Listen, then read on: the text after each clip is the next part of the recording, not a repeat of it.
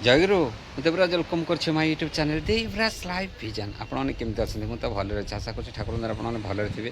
ଭଗବାନ ସମସ୍ତଙ୍କର ମଙ୍ଗଳ କରନ୍ତୁ। ଆସନ୍ତୁ ଯିବା ଗୋଟେ ବିଶେଷ ସତ୍ସଙ୍ଗ ଯିବା, ଯେଉଁ ବିଶେଷ ସତ୍ସଙ୍ଗ ଦେଖିବା କାହାର ଶ୍ରଦ୍ଧେୟ ଋତିକ ଦାଦାଙ୍କର ବହୁତ ସୁନ୍ଦର ଯାଜନ। ଆପଣମାନଙ୍କୁ କେମିତି କ'ଣ ଲାଗୁଛି ନିଶ୍ଚୟ କମେଣ୍ଟ କରିତେ ଜଣାଇବେ। ଆଉ ଡେରି କରିବାନି, ଆସନ୍ତୁ ଯିବା ଦେଖିବା ବିଶେଷ ସତ୍ସଙ୍ଗରେ ଶ୍ରଦ୍ଧେୟ ଦାଦାଙ୍କର ବହୁତ ସୁନ୍ଦର ଯାଜନ। ଆସନ୍ତୁ।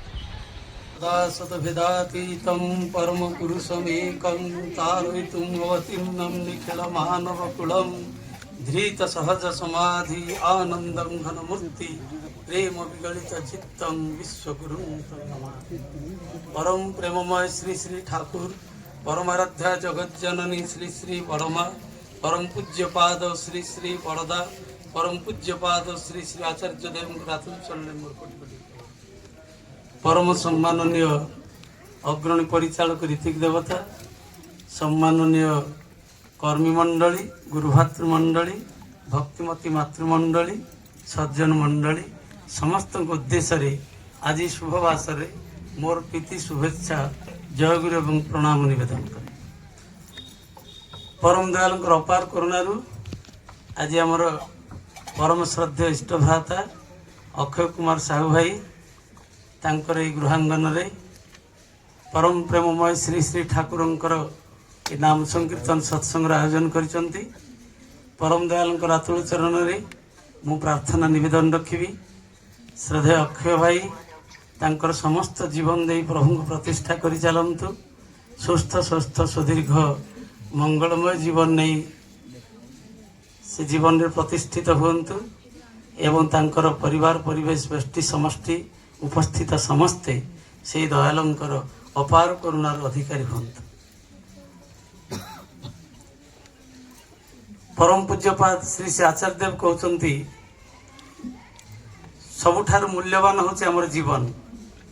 प्रथम आम जीवन कथा चिंता करूँ ए जीवन को किभली भाव बंचिबा हब ए जीवन को किभली भाव वृद्धि करने को हब से विषय रे खूब कम लोक खूब कम मनीष से प्रति जत्नवान होती। समस्ते भावती आमर गोटे चलती कथा अच्छी संसार थिबो जेते दिन आनंद करुथिबो मन। ए संसार रे जेते दिन आमे रहिबा आनंद रहिबा से आनंदर परिभाषाटा कहा पाखे केमिति तेणु समस्तंकर आनंद भिन्न भिन्न। किए मद खाई आनंद पाउची किए चरस गंजेई खाई आनंद पाउची किए चोरी करी आनंद पाउची किए डकायत करी आनंद पाउची किए मनीष मारिक आनंद पाउची किए परर उपकार करी आनंद पाउची किए अन्यर दुखर दुखी कि आनंद पाउची किए अन्य को साहाय्य करी आनंद पाउची किए भल काम करी आनंद पाउची।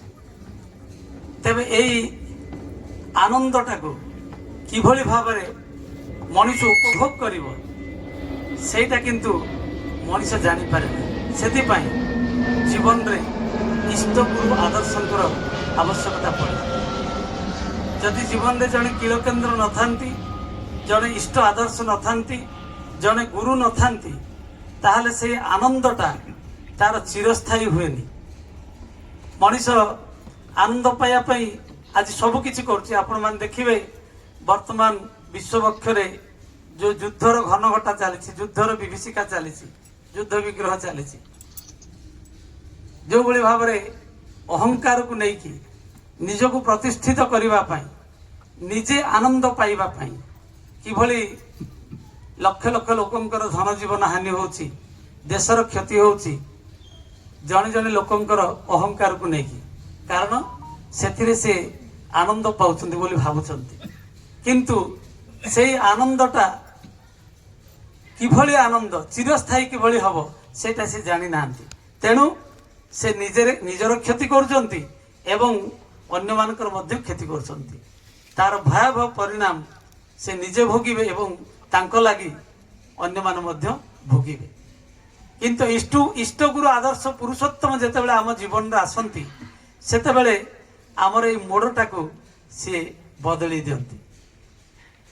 रामकृष्ण ठाकुर गोटे सुंदर कथा तांकर दोहारे कहते এমনি মহামায়ার মায়া রেখেছে কি কুহুক করে, এমনি মহামায়ার মায়া।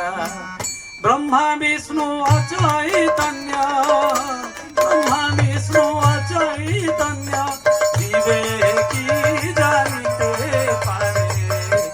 এমনি মহামায়ার মায়া রেখেছে কি কুহুক করে, এমনি মহামায়ার মায়া। ମହାମାୟାର ମାୟା ଆମକୁ ଏମିତି କୁହୁକ କରି ରଖିଛି, ଆମେ ଆନନ୍ଦ ପାଇବା ପାଇଁ, ସୁଖରେ ଶାନ୍ତିରେ ବଞ୍ଚିବା ପାଇଁ ଆମେ ଅନେକ ପ୍ରକାର ଉପାୟ କରୁଛୁ, କିନ୍ତୁ ସେଇ ଉପାୟ ଭିତରେ ଯେହେତୁ ଆମେ ଜାଣିନୁ ଉପାୟଟା କ'ଣ, ପ୍ରକୃତ ଆନନ୍ଦ କ'ଣ, କ'ଣ କଲେ ଆମେ ପ୍ରକୃତ ଆନନ୍ଦ ପାଇବା, ଜୀବନକୁ ଉପଭୋଗ ନାଁରେ ଆମେ କେମିତି ଦୁର୍ଭୋଗ ଭୋଗ କରୁଛୁ, ସେଇଟା ହିଁ ରାମକୃଷ୍ଣ ଠାକୁର କହୁଛନ୍ତି। ସେ ସୁନ୍ଦର ଉଦାହରଣ ଦଉଛନ୍ତି। বিল করে ঘূর্ণি পাতে, মিন প্রবেশ করে তাতে, যাতায়াতের পথ আছে, মিন পালাতে নারে। এমনি মহামায়ার মায়া রেখেছে কি কুহুক করে, এমনি মহামায়ার মায়া। সুখ শান্তি আনন্দ পাইবা পাই ଆମେ ସବୁ କିଛି କରୁଛେ, କିନ୍ତୁ ତାରି ଭିତରେ ପଡିକିରି ଆମେ ଛଟପଟ ହେଇକିରି ମରି ଯାଉଛେ। ଜଣେ ଭାବୁଛି ମୋର କୋଠା ବାଡି ଘର ଦ୍ୱାର ନାହିଁ, ଗୁଡେ କୋଠା ବାଡି ଘର ଦ୍ୱାର ହେଇଗଲେ ମୁଁ ଆନନ୍ଦ ପାଆନ୍ତି।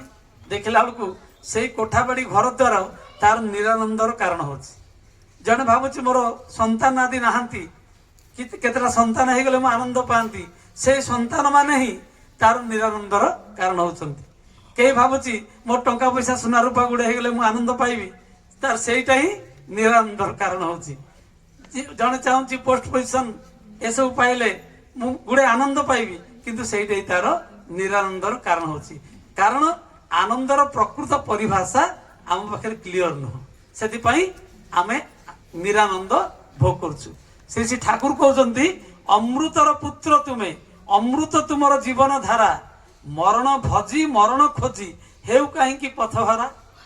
ଆମେ ଅମୃତର ଜୀବନ ଅର୍ଥାତ୍ ଈଶ୍ୱରଙ୍କର ସନ୍ତାନ, ଆମେ କିନ୍ତୁ କଣ କରୁଛୁ, ଭାବୁଛୁ ମୁଁ ଈଶ୍ୱରଙ୍କର ସନ୍ତାନ ନୁହଁ, ସେଥିପାଇଁ କଣ ହଉଛି ନା ମରଣ ଭଜି ମରଣ ଖୋଜି ମରଣକୁ ଆମେ ଆବାହନ କରୁଛୁ। ଆନନ୍ଦ କୋଉଠୁ ପାଇବୁ? ଆନନ୍ଦ ପାଇବୁନୁ। ସେଥିପାଇଁ ରାମକୃଷ୍ଣ ଠାକୁର କହୁଛନ୍ତି, ସେ ଉଦାହରଣ କହୁଛନ୍ତି, ଆପଣମାନେ ଦେଖିଥିବେ ଏଇ ତ ନଈ କୂଳରେ ଆପଣମାନଙ୍କ ଘର, ଆମ ଘର ବି କୁଶଭଦ୍ରା ନଦୀ କୂଳରେ। এই নদীরে যেତେବେଳେ বଢି আসে, বଢି পানি আসে, সেତେବେଳେ କଣ ଲୋକମାନେ ସବୁ, ଆଜିକାଲି ସେ ସିଷ୍ଟମ ନାହିଁ, ଆମେ ସବୁ ପିଲାବେଳେ ଗୋଛା ପକେଇକିରି ଗୁଡେ ଗଛ ପତ୍ରକୁ ଲଟାକୁ ଗୁଡେଇକିରି ବାନ୍ଧିକିରି ଗୋଛା ପକେଇ ଦଉ। ତାପରେ ଅନେକ ଲୋକ କଣ କରନ୍ତି, ତା ଦେହରେ ମାଛ ସବୁ ରହିଯାଆନ୍ତି। ଅନେକ ଲୋକ ସବୁ ନଡିଆ ଖଡିକାରେ ଗୋଟେ ଗୋଟେ ଯନ୍ତ୍ର ତିଆରି କରନ୍ତି, ତାକୁ ଖଇଁଚି ଦାନ୍ତିଆ ବଜା ଏସବୁ କହନ୍ତି। ଏଠି ବି କହୁଥିବେ, ଆମ ଘର ପାଖରେ ଏଇଟା କହୁଥିବେ। ସେଇଗୁଡା ସବୁ କଣ କରନ୍ତି, ନଈ ସୁଅରେ ବନ୍ଧ ତଳେ ସେଇଟାକୁ ବସେଇ ଦିଅନ୍ତି। ମାଛ କଣ କରେ ନା ସେଇ ନଈ ସୁଅରେ ସେଇ ଯୋଉ ଖଇଁଚି ବଜା ଦାନ୍ତିଆ ଯୋଉ ଅଛି ତାରି ଭିତରେ ପଶିଯାଏ। ସେଟା ଏଭଳି ଭାବରେ ତିଆରି ହେଇଥାଏ ଯେ ଏମିତି ଛନ୍ଦି ହେଇକିରି ତିଆରି ହେଇଥାଏ। ସୁଅ ମୁହଁରେ ସେ ପଶିଯିବ, ତା ଆରପଟେ ବନ୍ଧା ହେଇଥିବ, ସୂତାର ବନ୍ଧା ହେଇଥିବ। ମାଛଟା ପଶିଗଲା କିନ୍ତୁ ଆଉ ବାହାରି ପାରିବନି, ଆପଣମାନେ ସମସ୍ତେ ଜାଣିପାରିବେ। ତ ରାମକୃଷ୍ଣ ଠାକୁର କହୁଛନ୍ତି, ବିଲ କରେ ଘୂର୍ଣ୍ଣି ପାତେ, ସେ ଯୋଉ ବିଲ ଗାତ ତାରି ଭିତରେ ସେ ଗଲା, ତା ଭିତରେ ସେ ଘୁରୁଛି, ଯୋଉ ରାସ୍ତାରେ ଗଲା ସେଇ ରାସ୍ତାରେ ସେ ବାହାରି ପାରିଥାନ୍ତା, କିନ୍ତୁ ବାହାରି ପାରୁନି। କାହିଁକି? ସେ ଆନନ୍ଦର ପରିଭାଷାଟା ବୁଝେନି, ଯାଇଥିଲା ସେଟା ଆନନ୍ଦ ପାଇବା ପାଇଁ, ତା ଭିତରେ ଛଟପଟ ହେଇକିରି ମରିବାକୁ ବାଧ୍ୟ ହେଲା। ପୁଣି ଆହୁରି ଗୋଟେ ସୁନ୍ଦର ଉଦାହରଣ ଦଉଛନ୍ତି, ଗୁଟି ପକାଏ ଗୁଟି করে পালালে ও পালাতে পারে মহামায়ার মধ্য গুটি আপনি নালে আপনি মরে এমনি মহামায়ার মায়া রেখেছে কি কুহুক করে এমনি মহামায়ার মায়া। আর ଗୋଟେ ସୁନ୍ଦର ଉଦାହରଣ ଦଉଛନ୍ତି, ଆପଣ ମାନେ ସବୁ ଦେଖିଥିବେ ଗୁଟି ପୋକ, ବଙ୍ଗଳାରେ କହନ୍ତି ଗୁଟି ପୋକ, ଯୋଉ ରେଶମ ପୋକ ଓଡିଆରେ ଆମ ରେଶମ ପୋକ କଣ କରେ ନା ଲାଳ ଗଡେଇ ଗଡେଇ ଗୋଟେ ଖୋସା ତିଆରି କରେ, ସେ ଖୋସା ଭିତରେ ନିଜେ ରହିଯାଏ, ତା ମୁହଁଟାକୁ ବନ୍ଦ କରିଦିଏ, ତା ଭିତରେ ଛଟପଟ ହେଇକି ମରିଯାଏ। ତ ରାମକୃଷ୍ଣ ଠାକୁର କହୁଛନ୍ତି ସେ ଯଦି ଜାଣିଛି ଏ ଖୋସାର ମୁହଁଟାକୁ ବନ୍ଦ କରିଦେଲ ଅଣନିଶ୍ୱାସୀ ମରିଯିବ, ଖୋସାର ମୁହଁଟାକୁ କାହିଁ ବନ୍ଦ କରୁଛି କାହିଁ? କାରଣ ତା ମୁଣ୍ଡରେ ବିଦ୍ୟା ବୁଦ୍ଧି ନାହିଁ, ସେ ଆନନ୍ଦର ପରିଭାଷା ବୁଝିନି, ତେଣୁ ତା ଭିତରେ ପଶିକିରି ସେ ଛଟପଟ ହେଇକି ମରି ଯାଉଛି। କିନ୍ତୁ ମଣିଷ ହେଇଥିଲେ କଣ କରିଥାନ୍ତା? ଶ୍ରୀ ଶ୍ରୀ ଠାକୁର ପୁଣ୍ୟପୁତ୍ରୀ କହୁଛନ୍ତି ଜ୍ଞାନ ବୁଦ୍ଧି ନା থাকলে পোকা মাকড় মধুর হাঁড়িতে মধু খেয়ে মরিଯାଏ। জ্ঞান বুদ্ধি নথিবাରୁ ଆପଣ ଦେଖିତେ ଜନ୍ଦା ପିମ୍ପୁଡି ସବୁ କଣ କରନ୍ତି ନା ମହୁ ଖାଇବାକୁ ଯାଇକି ଗୁଡ ଖାଇବାକୁ ଯାଇକି ତା ଭିତରେ କଣ କରନ୍ତି ଏକା ବେଳେ 6ଟା ଯାକ ଗୁଡ ଭର୍ତ୍ତି କରିଦିଅନ୍ତି। କାରଣ ସେ ଜାଣିନାହାନ୍ତି କେମିତି ଖାଇବାକୁ ହବ, ସେ ଯାଇଥିଲେ ଆନନ୍ଦ ପାଇବା ପାଇଁ, ଜୀବନକୁ ଉପଭୋଗ କରିବା ପାଇଁ, ସେ ଉପାୟଟା ଜାଣିନାହାନ୍ତି, ତା ଭିତରେ ପଡିକି ସେ ଛଟପଟ ହେଇ ମରି ଯାଉଛନ୍ତି। କିନ୍ତୁ ମଣିଷ ହେଇଥିଲେ କଣ କରିଥାନ୍ତା? ସେ 4ଟା ଗୋଡ ଫନ୍ଦ ଉପରେ ରଖିଥାନ୍ତା, 2ଟା ଗୋଡ ଗୁଡ ଭିତରେ ରଖିଥାନ୍ତା କି ମହୁ ଭିତରେ ରଖିଥାନ୍ତା, ତାର ମହୁ ଖାଇବା ହେଇଥାନ୍ତା ଏବଂ ଜୀବନକୁ ମଧ୍ୟ ଉପଭୋଗ କରିବା ହେଇଥାନ୍ତା। ତା ମୁଣ୍ଡରେ ସେ ବିଦ୍ୟା ବୁଦ୍ଧି ନାହିଁ। କିନ୍ତୁ ମଣିଷ ସବୁଠାରୁ ବୁଦ୍ଧିମାନ। ଏ ସମଗ୍ର ବିଶ୍ୱ ଜଗତରେ ଯୋଉ 84 ଲକ୍ଷ ଯୋନି ଅଛନ୍ତି, ମଣିଷ ହଉଛି ସବୁଠାରୁ ଶ୍ରେଷ୍ଠ।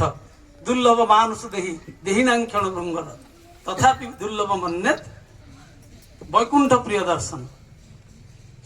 ସମସ୍ତଙ୍କ ଭିତରେ ସବୁଠାରୁ ଶ୍ରେଷ୍ଠ ହଉଛି ମଣିଷ। କିନ୍ତୁ ମଣିଷର ଅବସ୍ଥା ଆଜି କଣ ହଉଛି? ମଣିଷ ଜନ୍ଦା ପିମ୍ପୁଡି ଠାରୁ ଆହୁରି ତଳକୁ ପଳେଇଲାଣି। କାରଣ ସିଏ ଜାଣିପାରୁନି ପ୍ରକୃତରେ ଆନନ୍ଦଟା କଣ, କାରଣ ତା ଜୀବନରେ ଇଷ୍ଟ ଗୁରୁ ପୁରୁଷୋତ୍ତମ ନାହାନ୍ତି। ସେଇଥିପାଇଁ ଜୀବନରେ ଜଣେ କିଳ କେନ୍ଦ୍ର ଦରକାର। ପରମ ପୂଜ୍ୟପାଦ ଶ୍ରୀ ଆଚାର୍ଯ୍ୟ ଦେବ ଗୋଟେ ସୁନ୍ଦର ଗପ କହୁଥିଲେ କର୍ମୀ ଷୋଳନରେ। ଗୋଟେ ଗାଈଟେ ସେ ଚରିବାକୁ ଯାଉଥିଲା ଜଙ୍ଗଲକୁ, ତାର ସାଙ୍ଗସାଥି ମାନଙ୍କ ସାଙ୍ଗରେ ଯାଇଛି। ଏମିତି ଚରୁ ଚରୁ ସେ ଘଞ୍ଚ ଜଙ୍ଗଲ ଭିତରକୁ ପଶିଗଲା ଏବଂ ତା ଭିତରେ ଯାଇକିରି ବାଟ ବାଉଳ ହେଇଗଲା। ସନ୍ଧ୍ୟା ହେଇଗଲାଣି, ତାର ସାଙ୍ଗସାଥି ମାନେ ପଳେଇଲେ, ସନ୍ଧ୍ୟା ନଈ ଆସିଲାଣି। ଦେଖିଲା ବେଳକୁ ଆଉ ସିଏ ଫେରି ପାରୁନି। ସେତିକି ବେଳେ ସନ୍ଧ୍ୟା ହେଇ ଆସିବା ସଙ୍ଗେ ସଙ୍ଗେ ଗୋଟେ ବାଘଟେ କଣ କରୁଛି, ଶିକାର ଆଶାରେ ସେ ଶିକାର ଖୋଜୁଛି। ଦେଖିଦେଲା ଗୋଟେ ଗାଈ ସାମ୍ନାରେ ଯାଉଛି, ତା ପଛରେ ଦୌଡ଼ିଲା, ତା ଗୋଡେଇଲା। ଗାଈ ଜୀବନ ବିକଳରେ ପ୍ରାଣକୁ ରକ୍ଷା କରିବା ପାଇଁ ସେ ଦୌଡୁଛି। ଏମିତି ଯାଉ ଯାଉ ବାଟରେ ଗୋଟେ ବଡ ଖାଲ ଥିଲା, ଗୋଟେ କାଦୁଅ ଜାଗା, ପଙ୍କ କାଦୁଅ, ତାରି ଭିତରେ ସେ ପଡିଗଲା। ଗାଈଟା ତାରି ଭିତରେ ପଡିଗଲା। ଏ ବାଘ ମଧ୍ୟ ତାକୁ ଖାଇବାକୁ ଯାଇକି ସିଏ ମଧ୍ୟ ସେଇ ପଙ୍କରେ ପଡିଗଲା। 2 ଜଣ ଯାକ ପଙ୍କରେ ପଡି ଯାଇଛନ୍ତି। 2 ଜଣଙ୍କ ଭିତରେ ଦୂରତା ମାତ୍ର 1 ଫୁଟ ହବ। ଇଏ ବଞ୍ଚିବାକୁ ଚାହୁଁଛି, ଇଏ ତାକୁ ଖାଇବାକୁ ଚାହୁଁଛି। 2 ଜଣ ଯାକ ଉଭୟ ଖାଦ୍ୟ ଖାଦକ ସମ୍ପର୍କ। ସେତିକି ବେଳେ এই যে ଗାଈଟି ସେତିକି ବେଳେ ଏ ଯେ ବାଘଟି କହୁଛି ଦେଖେ ତୁ ଅବସ୍ଥା କଣ, ଆଉ କିଛି ସମୟ ପରେ ମୁଁ ତତେ ଚର୍ବିତ ଚର୍ବଣ କରିଦେବି, ମୁଁ ସିଧା ପେଟକୁ ନେଇଯିବି। ସେ ଗାଈଟା ହସିଲା, କହିଲା ତୁ ଗୋଟେ ବୋକା ନା କଣ, ତତେ ମୁଁ ବର୍ତ୍ତମାନ କିଛି ସମୟ ପରେ ଖାଇବି, ତୁ ବର୍ତ୍ତମାନ ହସୁଛୁ? ନା ମୁଁ ଏଇଥିପାଇଁ ହସୁଛି, ଦେଖୁଛୁ ବର୍ତ୍ତମାନ ସନ୍ଧ୍ୟା ହେଇଗଲାଣି, ଆଉ ମୋର ମାଲିକ ମତେ ଖୋଜି ଖୋଜିକି ବର୍ତ୍ତମାନ ମୁଁ ଶୁଣି ପାରୁଛି, ଘଣ୍ଟା ବଜେଇକିରି କାହାଳି ବଜେଇକିରି ସେ ଆଲୁଅ ଧରିକି ଠେଙ୍ଗା ବାଡି ଧରିକି ସାଙ୍ଗସାଥି ମାନଙ୍କୁ ଧରିକି ଲୋକମାନଙ୍କୁ ଧରିକି ସେ ଆସୁଛି ମତେ ଉଦ୍ଧାର କରିବା ପାଇଁ। ଆଉ ତୁ ତ ମୋ ପାଖକୁ ଆସିପାରିବୁନି, କାରଣ ତୁ ପଙ୍କରେ ପଡିଛୁ, ତୁ ବି ତଳକୁ ତଳକୁ ଯାଉଛୁ, ମୁଁ ବି ତଳକୁ ତଳକୁ ଯାଉଛି, ତୁ ମତେ ଖାଇପାରିବୁନୁ। ଆଉ ମୋ ମାଲିକ ଆସିବ ମତେ ଉଦ୍ଧାର କରିକି ନବ, ଆଉ ତୋର ଅବସ୍ଥା କଣ ହବ ଚିନ୍ତା କରିପାରୁଛୁ? କାରଣ ତୋ ଜୀବନରେ ମାଲିକ ନାହିଁ, ତୋ ଜୀବନରେ ଗୁରୁ ନାହାନ୍ତି, ରକ୍ଷାକର୍ତ୍ତା ନାହାନ୍ତି। ସେଇଭଳି ଭାବରେ ମଣିଷ ଜୀବନରେ ଯେତେବେଳେ ଗୁରୁ ନଥାନ୍ତି, ରକ୍ଷାକର୍ତ୍ତା ନଥାନ୍ତି, ନିର୍ଦ୍ଦେଶକ ନଥାନ୍ତି, ତାହେଲେ ସେ ଜୀବନରେ ଠିକ ରାସ୍ତାରେ ଯାଇପାରିବନି। ସେ ଜୀବନକୁ ଉପଭୋଗ କରିବା ନାଁରେ ସେ ଦୁର୍ଭୋଗକୁ ଭୋଗ କରିବ। ଶ୍ରୀ ଶ୍ରୀ ଠାକୁରଙ୍କ ପାଖକୁ ଅନେକ ଲୋକ ଯାଇଛନ୍ତି। ଆମର ଏଇ ଓଡ଼ିଶାର ଘଟଣା, ଓଡ଼ିଶାର ଜଣେ ବିଶିଷ୍ଟ ବୈଜ୍ଞାନିକ ଯିଏ ଉତ୍କଳ ୟୁନିଭର୍ସିଟିର ପ୍ରଥମ vice chancellor doctor Pranakrushna Parija ଯେତେବେଳେ ଠାକୁରଙ୍କ ପାଖକୁ ଯାଇଥିଲେ, ଠାକୁରଙ୍କ ପାଖକୁ ନେଇ ଯାଇଥିଲେ ରୀତିକି ମାନେ 1955-56 ମସିହାରେ। ସେମାନେ ଭାବିଥିଲେ ଯେ ଠାକୁର ତ ବିଜ୍ଞାନର ଚରମ, ଇଏ ବିରାଟ ବଡ ପଦାର୍ଥବିଦ, ଇଏ ଯାଇକି ଫିଜିକ୍ସ ବିଷୟରେ ବହୁତ କଥାବାର୍ତ୍ତା ହେବେ। କିନ୍ତୁ ସେ ଯାଇକି ସାଧା କେତେଟା ପ୍ରଶ୍ନ ପଚାରିଲେ, କହିଲେ ଠାକୁର ଆମେ ଜୀବନରେ ଗୁରୁ ଗ୍ରହଣ କରିବୁ କାହିଁକି? ଆମେ ଜଗନ୍ନାଥ ଦେଶର ଲୋକ, ଓଡ଼ିଶାର ଲୋକ, ବିଶେଷ କରି ଜଗନ୍ନାଥ ହଉଛନ୍ତି ଆମର ଗୃହ ଦେବତା। ଆମର ପୋଥି ପୁରାଣ ଗୀତା ଭାଗବତ ଏସବୁର କିଛି ଅଭାବ ନାହିଁ, 12 ମାସରେ 13 ପର୍ବ, ପୁଣି ଆମେ ଆଉ ଥରେ ଗୁରୁ ଗ୍ରହଣ କରିବୁ କାହିଁକି? ଶ୍ରୀ ଶ୍ରୀ ଠାକୁର ଖୁବ ସହଜ ସରଳ ଭାବରେ ପରିଜା ତାଙ୍କୁ କହିଲେ, ଡକ୍ଟର ପରିଜା ଆପଣ କେ ମାର୍କେଟିଂ କରିଛନ୍ତି ନା? ଆଜ୍ଞା ହଁ, ପିଲାବେଳେ କେତେ ମାର୍କେଟିଂ କରୁଛି, ଏବେ ବି ମାର୍କେଟିଂ କରୁଛି। ନା ଆପଣ ଯେତେବେଳେ ବଜାରକୁ ଯାଆନ୍ତି ହାଟକୁ ଯାଆନ୍ତି ସେଠି କିଲେ ବାଇଗଣ କି 2 କିଲେ ସାରୁ ଆଣିବେ କି ଆଳୁ 2 କିଲେ ଆଣିବେ ତାର ଓଜନଟା ଠିକ ହେଉଛି ବୋଲି ଆପଣ କେମିତି ଜାଣନ୍ତି? ଅତି ସାଧା କଥା ଯେକୌଣସି ଲୋକ ବି କହିଦିବ ଛୋଟ ପିଲାଟେ ବି କହିଦିବ। ବିରାଟ ବଡ଼ ବୈଜ୍ଞାନିକ ଠାକୁର ପଚାରୁଛନ୍ତି। ଡକ୍ଟର ପରିଜା କହୁଛନ୍ତି ଠାକୁର ଗୋଟେ ଦୋକାନୀ ପାଖରେ ଗୋଟେ ତରାଜୁ ଅଛି ଗୋଟେ ନିକିତି ଅଛି ସେ ନିକିତିର ଦୁଇ ପଟେ 2ଟା ପଲ୍ଲା ଅଛି ଗୋଟେ ପଟେ ବଟକର ପଡିବ ଆଉ ଗୋଟେ ପଟେ ଜିନିଷ ପଡିବ ନା ତା ତ ବୁଝିଲି ଏଇ ବଟକରର ଓଜନ ସାଙ୍ଗରେ ଏଇ ଜିନିଷର ଓଜନ ସମାନ ହେଲା ବୋଲି ଆପଣ କେମିତି ଜାଣୁଛନ୍ତି? ନା ତା ମଝିରେ ଗୋଟେ ବଡ ଭାରଦଣ୍ଡ ଅଛି ସେ ଭାରଦଣ୍ଡ ମଝିରେ ଗୋଟେ ବଡ କଣ୍ଟା ଅଛି ଆଉ ତା ତଳେ ଗୋଟେ ଛୋଟ କଣ୍ଟା ଅଛି ଏ ତଳେ ଗୋଟେ ବଡ କଣ୍ଟା ଉପରେ ଗୋଟେ ଛୋଟ କଣ୍ଟା ଏ ବଡ କଣ୍ଟାଟା ହଲି ହଲିକିରି ଯେତେବେଳେ ଛୋଟ କଣ୍ଟା ସାଙ୍ଗରେ ସମାନ୍ତରାଳ ହେଇଯାଏ ମିଶିଯାଏ ସେତେବେଳେ ଆମେ ଜାଣିବୁ ଯେ ବଟକରାର ଓଜନ ସାଙ୍ଗରେ ଜିନିଷର ଓଜନ ସମାନ ହେଇଛି। ଠାକୁର ତାଳି ମାରିକି ହସୁଛନ୍ତି। ବାଃ ଡକ୍ଟର ପରିଜା ଆପଣ ବଢିଆ କଥା କହିଲେ। ଇଏ ବୁଝିପାରୁନାହାନ୍ତି ଇଏ ପଚାରୁଛନ୍ତି ଗୁରୁ ଗ୍ରହଣର ଆବଶ୍ୟକତା କ'ଣ? ଠାକୁର ମୁଁ ବୁଝିପାରିଲିନି।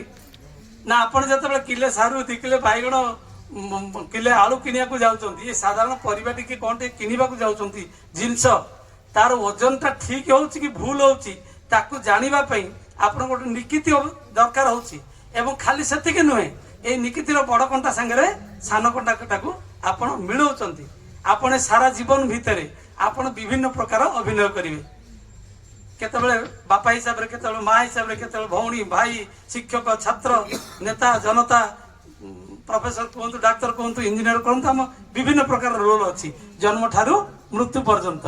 ସେଇ ଅଭିନୟଟା ଆପଣଙ୍କର ଠିକ ହେଉଛି କି ଭୁଲ ହେଉଛି ତାକୁ ଜାଣିବା ପାଇଁ କ'ଣ କୌଣସି ମେଜରିଂର ଆବଶ୍ୟକତା ନାହିଁ? ନା ଆଜ୍ଞା ହଁ ନିହାତି ଦରକାର। ନା ଆପଣ 2 ଘଣ୍ଟା 3 ଘଣ୍ଟା ଫିଲ୍ମ ଦେଖୁଛନ୍ତି ଥିଏଟର ଦେଖୁଛନ୍ତି ସେ ଥିଏଟରରେ ଯେଉଁମାନେ ସବୁ ଅଭିନୟ କରୁଛନ୍ତି ନିଖୁଣ ଅଭିନୟ କରିବା ପାଇଁ ତାଙ୍କୁ କେତେ ପରିଶ୍ରମ କରିବାକୁ ପଡୁଛି କେତେ କଷ୍ଟ କରିବାକୁ ପଡୁଛି କେତେ ଜିନିଷ ଘୋଷିବାକୁ ପଡୁଛି କେତେ ଅଭିନେତାକୁ ଶିଖିବାକୁ ପଡୁଛି ଏବଂ ଡାଇରେକ୍ଟରଙ୍କ ନିର୍ଦ୍ଦେଶରେ ସେ କାର୍ଯ୍ୟ କରୁଛନ୍ତି। ତାହେଲେ ଆପଣଙ୍କ ଜୀବନରେ ଆପଣଙ୍କର ଜଣେ ସେଭଳି ଡାଇରେକ୍ଟର ଦରକାର ନାହିଁ। ଆପଣ ସ୍ୱାମୀ ପାଖରେ କେମିତି ସ୍ତ୍ରୀ ହେବେ ସ୍ତ୍ରୀ ପାଖରେ କେମିତି ସ୍ୱାମୀ ହେବେ ଛାତ୍ର ପାଖରେ କେମିତି ଶିକ୍ଷକ ହେବେ ଶିକ୍ଷକ ପାଖରେ କେମିତି ଛାତ୍ର ହେବେ କେମିତି ନେତା ପାଖରେ ଜନତା ଜନତା ପାଖରେ ନେତା କେମିତି ଏ ଜୀବନଟା ଆପଣଙ୍କୁ ଯୋଉ କଥା କହିଲି ପ୍ରଥମରୁ ଆନନ୍ଦ କେମିତି ପାଇବେ ସେଥିପାଇଁ କ'ଣ ନିର୍ଦ୍ଦେଶକ ଦରକାର ନାହାନ୍ତି? ନା ଠାକୁର ଦରକାର। ନା ସେଇଥିପାଇଁ ମୁଁ କହୁଛି ଜୀବନରେ ଗୁରୁ ଦରକାର। ଯାହାଙ୍କୁ ଦେଖି ଚାଲିଲେ ତୁମର ଚଳନ ସାର୍ଥକ ହୁଏ ଉଲ୍ଲଂଘନେ ଏଡାଇ ପାର ଅନେକ ବିପର୍ଯ୍ୟୟ ଯାହାର କଥା ଆଉ କାମରେ କର ଅନ୍ତର ବିନ୍ୟାସ ସେଇ ମଣିଷ ହିଁ ଆଦର୍ଶ ଯାହାର ଇଷ୍ଟଟି ସନ୍ନ୍ୟାସ। ସେଇଭଳି ଜଣେ ଆଦର୍ଶ ଦରକାର। କ'ଣ କୋଉ ଆଦର୍ଶ? ଆଦର୍ଶ ଶବ୍ଦର ଅର୍ଥ ହଉଛି ଆ ଉପସର୍ଗ ଦୃଶ ଧାତୁ ଯାହାର ଅର୍ଥ ହଉଛି ଦର୍ପଣ। ଯେମିତି ଦର୍ପଣ ଆଇନା ସାମ୍ନାରେ ଛିଡା ହେଲେ ଆମ ଅବୟବରେ କୋଉଠି ଦାଗ ଲାଗିଛି କୋଉଠି ଛକ ଲାଗିଛି କ'ଣ ଲାଗିଛି ଅପରିଷ୍କାର ହେଇଛି ଆମେ ଦେଖିକିରି ତଦନୁମାଫିକ ଶରୀରକୁ ସଜାଡି ନେଉ ଠିକ ସେଇଭଳି ଭାବରେ ଆମ ସାମ୍ନାରେ ସେଇଭଳି ଜଣେ ଆଦର୍ଶ ରହିଲେ ଆମ ଜୀବନଟା ସୁଖ ଶାନ୍ତି ଆନନ୍ଦମୟ ହେଇଯିବ। କହିଲେ ଆଜ୍ଞା ଠିକ ଅଛି। ଆପଣ କହିଲେ ଜୀବନ ତ ଗୁରୁ ଗ୍ରହଣ କରିବା ଦରକାର କିନ୍ତୁ ଆପଣ କହୁଛନ୍ତି ଯିଏ 12 ବର୍ଷର ହେଇଗଲା ତାକୁ ଦୀକ୍ଷା ଦେଇ ଦିଅନ୍ତୁ ସମସ୍ତେ ଘରେ ଦୀକ୍ଷା ନେଇଯିବେ। ଆମ ଘରେ ତ ଜଣେ ଦୀକ୍ଷା ନେଇକି ଠାକୁର ପୂଜା କଲେ ଚଳିବ। ଆମେ ପୂଜାଟାକୁ ଏଇଆ ବୁଝିଛୁ ପୂଜାର ପ୍ରକୃତ ଅର୍ଥ ବୁଝୁନା। ଠାକୁର କହିଲେ ହଁ ଆଉ ତାହେଲେ ଆମେ କାହିଁକି ସମସ୍ତେ କାହିଁକି ଦୀକ୍ଷା ନେବୁ? ଠାକୁର ଆଉ ଗୋଟେ ସୁନ୍ଦର ଉଦାହରଣ ଦେଲେ କହିଲେ ଡକ୍ଟର ପରିଜା ଆପଣ ବିରାଟ ବଡ ବୈଜ୍ଞାନିକ କହୁଛନ୍ତି ଆପଣ ଟର୍ଚ୍ଚ ଲାଇଟ୍ ଦେଖିଛନ୍ତି? ଆଜ୍ଞା ହଁ। ନା torch light 2 Selia 3 Selia 5 Selia 7 Selia torch light? ଆଜ୍ଞା ହଁ। ନା ଗୋଟେ 5 ସେଲିଆ ଟର୍ଚ୍ଚ ଲାଇଟ୍ ତାର 3ଟା ସେଲକୁ ଏପଟୁ ମୁହଁ କରିଦେବେ ଆଉ 2ଟା ସେଲକୁ ସେପଟୁ ମୁହଁ କରିଦେବେ ସେ ଟର୍ଚ୍ଚ ଲାଇଟ୍ଟା ଜଳିବ? ନା ନାଇଁ ଠାକୁର ଜଳିବନି। ନା କାହିଁକି ଜଳିବନି? ନା ତାର ଗୋଟେ ବୈଜ୍ଞାନିକ ପ୍ରକ୍ରିୟା ଅଛି ସବୁଗୁଡାକୁ ଗୋଟିଏ ମୁହଁ କରିବାକୁ ପଡିବ ଗୋଟିଏ ଆଗକୁ ମୁହଁ କରିବାକୁ ପଡିବ। ନା ମୁଁ ତ ସେଇ କଥା କହୁଛି ଆପଣଙ୍କ ପରିବାର ଯଦି ଗୋଟେ ଟର୍ଚ୍ଚ ଲାଇଟ୍ ହୁଏ ଏବଂ ପରିବାର ପ୍ରତ୍ୟେକ ସଦସ୍ୟ ଯଦି ଗୋଟିଏ ଗୋଟିଏ ବ୍ୟାଟେରୀ ହୁଅନ୍ତି ତାହେଲେ ସେ ବ୍ୟାଟେରୀ ଗୁଡା ଯଦି ଏକମୁଖୀ ନ ହେବେ ଜଣଙ୍କର ଆଦେଶରେ ନ ଚାଲିବେ ସେ ପରିବାରଟା ଚାଲିପାରିବ? ସେଇଥିପାଇଁ ଠାକୁର କହୁଛନ୍ତି ଏକ ଆଦେଶରେ ଚାଲନ୍ତି ଯିଏ ତାଙ୍କୁ ହିଁ ନେଇ ସମାଜ ହୁଏ। ସେ ଏକ ଆଦେଶରେ ଆମକୁ ଚାଲିବାକୁ ପଡିବ। ସେ ଏକ ଆଦର୍ଶ କିଏ? ଏକଙ୍କ ଆଦେଶ କାହା ଆଦେଶକୁ ଆମେ ମାନିବା? ନା ଯୁଗେ ଯୁଗେ ଈଶ୍ୱର ପୁରୁଷୋତ୍ତମ ଯେତେବେଳେ ଏଇ ରକ୍ତ ମାଂସ ସଂକୁଳ ଦେହ ଧାରଣ କରି ଏଇ ଧରାବତରଣ କରନ୍ତି ସେତିକି ବେଳେ ତାଙ୍କୁ ଆମେ ଗୁରୁ ରୂପରେ ଯଦି ବରଣ କରୁ ତାଙ୍କର ନିର୍ଦ୍ଦେଶିତ ପଥରେ ଯଦି ଚାଲୁ ଯାହାକୁ କୁହାଯାଏ ଦୀକ୍ଷା ଯୋଉ ଉଦାହରଣ ଦଉଥିଲି ସେ ଜୀବନ ଯଦି ଜଣେ କିଳ କେନ୍ଦ୍ର ରହିବେ ତାଙ୍କୁ ଲକ୍ଷ୍ୟ କରି ଯଦି ଆମେ ଚାଲିବୁ ବିପାକ ପଥେ ହାତ ଧରି ଯେ ଚାଲିବା କାଇଦା ଜଣାଇ ଦେ ତାଙ୍କୁ ହିଁ ଜାଣିବ ଗୁରୁ ବୋଲି ଅଭୟ ପଥେ ସେଇ ତ ନିଏ। ତେଣୁ ଆମର ହାତ ଧରିକି ଯିଏ ଆମର ଚାଲିବା କାଇଦାଟା ଜଣେଇ ଦିଅନ୍ତି ସିଏ ହେଉଛନ୍ତି ପ୍ରକୃତରେ ଗୁରୁ। ତାଙ୍କୁ ଜୀବନରେ ପାଇଲେ ଆମର ଆଉ କୌଣସି ଭୟ ନଥାଏ। দিন গেল রে এই বলে তো বসে থাকলে চলবে না, ধরতে হবে করতে হবে যেমনটি তোর কামনা। দিন গেল রে এই বলে তো ଆମର ଦିନଟା ଏମିତି ଚାଲି ଯାଉଛି, ଏମିତି ବସି ବସିକା ଭାବୁଛୁ କେମିତି କରିବି, କେମିତି ଚଳିବି, କେମିତି ଆନନ୍ଦ ରହିବି, କ'ଣ କରିବି, ଏଇ ଉପାୟଟା ଆମେ ଖୋଜୁଛୁ। କିନ୍ତୁ ସେଇ ଉପାୟଟା କୋଉଠି ଅଛି, ଆମକୁ କିଏ ଧରେଇ ଦେବେ ନା ସେ ଈଶ୍ୱର ପୁରୁଷୋତ୍ତମ ଧରିଦେବେ। ଆଉ କୁଆଡେ ଯିବା ଦରକାର ନାହିଁ, ମୋରି ପାଖରେ ଉପାୟ ଅଛି। କାରଣ ଈଶ୍ୱର ସର୍ବଭୂତାନାଂ ସୃଜଶ୍ଚର୍ଯ୍ୟୁନ ତୁଷ୍ଠତି ଭ୍ରାମୟନ୍ ସର୍ବଭୂତାନି ଯନ୍ତ୍ରୁଢାଣି ମାୟା ତୁମେବ ଶରଣଂ ଗଚ୍ଛ ସର୍ବଭାବେନ ଭାରତ ତତ୍ପ୍ରସାଦାତ୍ ପରାଂ ଶାନ୍ତି ସ୍ଥାନଂ ପ୍ରାଶ୍ଚସି ଶାଶ୍ୱତମ୍। ଭଗବାନ ଶ୍ରୀକୃଷ୍ଣ ଗୀତାରେ ଅର୍ଜୁନ କହୁଛନ୍ତି ସମସ୍ତଙ୍କ ଭିତରେ ସେ ଈଶ୍ୱର ଅଛନ୍ତି। ସେଇ ଈଶ୍ୱରଙ୍କୁ ଜାଗ୍ରତ କରିବାକୁ ପଡିବ। ସେ ଈଶ୍ୱର ଲ୍ୟାଟେଣ୍ଟ ଅବସ୍ଥାରେ ଅଛନ୍ତି, ଶୋଇ ପଡିଛନ୍ତି। ସେ ଈଶ୍ୱରଙ୍କୁ କେମିତି ଜାଗ୍ରତ କରିବାକୁ ହବ ନା ସନ୍ଥ ତୁଳସୀ ଦାସ କହୁଛନ୍ତି घट घट में हरि है जैसे गिरी सूत में ज्योति सदगुरु चकमकी बिना कैसे प्रकट हो। सबु घटे हरि अछंती, जेमती सबु गिरी रे सबु पहाड़ रे सब पथर निया अछि, पत्थर को पत्थर घसी न हेले निया बनी, काठ को काठ घस अग्नि रे स्फुरण हबनी। ठीक सेही बळी भाबरे आम भीतर जे ईश्वर अछंती से ईश्वर जागृत करिया कोले से दीक्षा रूपक से अग्नि ता भीतर संयोग करिया को। आपण जानिचंती जो कस्तूरी मृग, जो कस्तूरी तार नाही कस्तूरी बाहरे हिमालय गोटे प्रत्यंत अंचल रे गोटे प्रकार हरिण अछंती। से हरिण अंडीरा हरिण जेतेबेले टिके युवक अवस्था आसे ता नाही रे गोटे प्रकार रेच पदार्थ सृष्टि हुए, सेटा होची कस्तूरी जोटे जगन्नाथ पानी दिया जाए। से कस्तूरी एते जोर वासना हुए जे से जंगल फटाए, किंतु सी निजे जानी पारे निजे ता नाही रे कस्तूरीटा अछि। से कौन करे से कस्तूरी सन्धान रे से बासना रे ता निज चारिपटे बुले नलाई दौड़े कुआड़े कोठी अछि खोजिया को शेष रे से मरी जाए। तापर ता भितर कस्तूरी बाहर करन।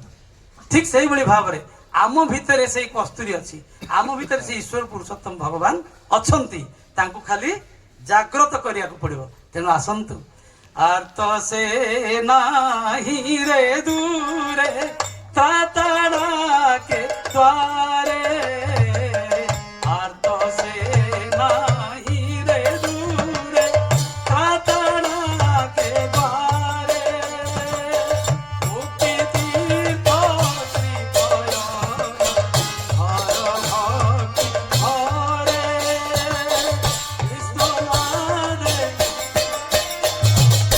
वज्रनादे विश्वपिता वज्रनादे विश्वपिता वज्रनादे विश्वपिता वज्रनादे विश्वपिता वज्रनादे विश्वपिता